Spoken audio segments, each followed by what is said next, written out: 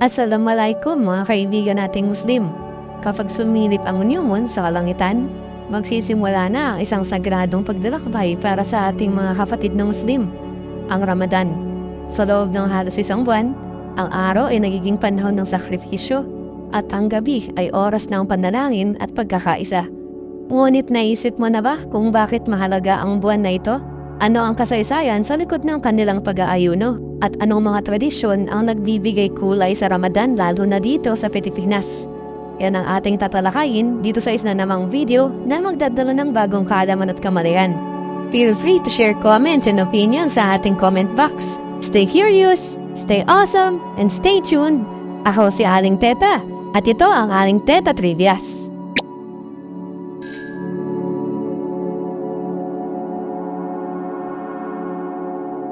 Ang Ramadan ay ang ikasyam na buwan sa Islamic calendar.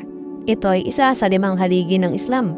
Sa buwan na ito, ang mga Muslim sa buong mundo ay nag-aayuno o nagfa-fasting, nagsasagawa ng communal prayer, reflection, pag-aaral ng Quran, kawang gawa at pagpapalakas ng community ties.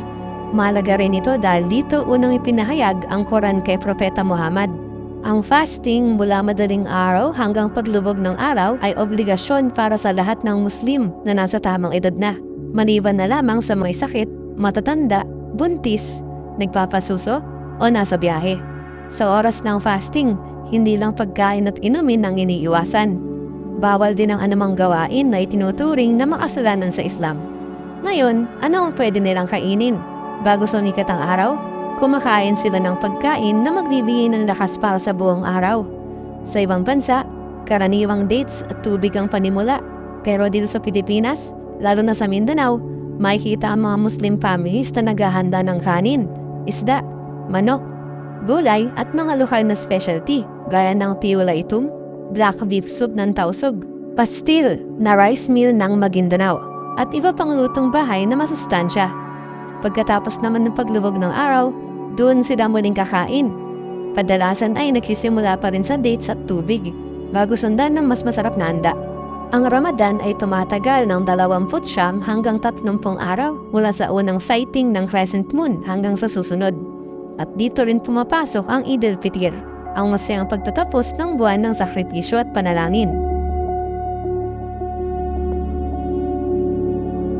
Ang salitang Ramadan ay mula sa Arabic root na Ramida o Ar-Ramad, na ang ibig sabihin ay scorching heat o matinding init.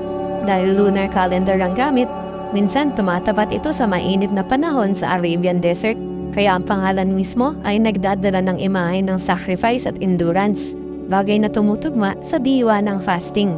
Ang Ramadan ay mahalaga dahil dito unang ipinahayag ang Quran kay Propeta Muhammad sa pamamagitan ni Angel Jibril. Ang gabing yon ay tinatawag na Laylatul Qadri o Night of Power, at pinaniniwala ang mas mahalaga pa ang prayer sa gabing yun kaysa 1,000 buwan. Kaya ang Ramadan ay hindi lang physical sacrifice kundi spiritual renewal. Ang diwa ng Ramadan ay hindi lang ang pag-iwas sa pagkain at inumin. Ito ay tungkol sa pagpipigil sa sarili, pagbabalik loob sa Diyos, at pagbibigay ng malasakit sa kapwa. Ang buwan ng Ramadan ay paalala na ang pananampalataya ay hindi lamang panalangin, kundi gawa, pagtulong sa nangangailangan, pagrespeto sa iba, at pagbuo ng mas matibay na komunidad. Kung ikaw ay bibigyan ng pagkakataon na maglaan ng isang araw para sa self-discipline at reflection, ano ang bagay na pinakagusto mong iwasan o baguhin sa sarili mo? I-share mo naman yan sa comment section.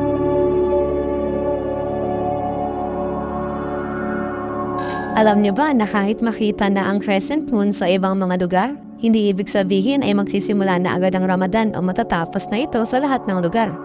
Bawat bansa o community ay may sariling moon sighting process at religious authority na nagkukumpirma kung nakita na ang bagong buwan sa kanilang kalangitan. Minsan, hindi agad nakikita ang buwan dahil sa iba't ibang dahilan.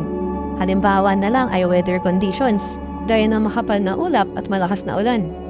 Geography, may mga lokasyon na mas mahirap makita ang buwan. Timing, maikli lang ang oras ng visibility ng crescent moon sa unang gabi.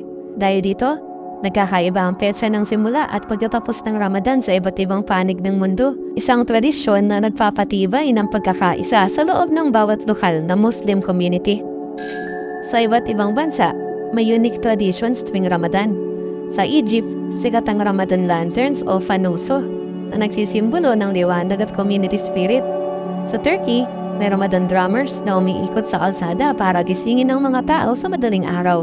Sa Southeast Asia naman, communal gatherings ang highlight kung saan sama-sama ang pamilya at kapitbahay sa pagbe-break ng fast. Ang fasting sa Ramadan ay paraan ng paglilinis ng kaluluwa, pagpapalakas ng self-control at pagpapakita ng empathy sa mga mahihirap.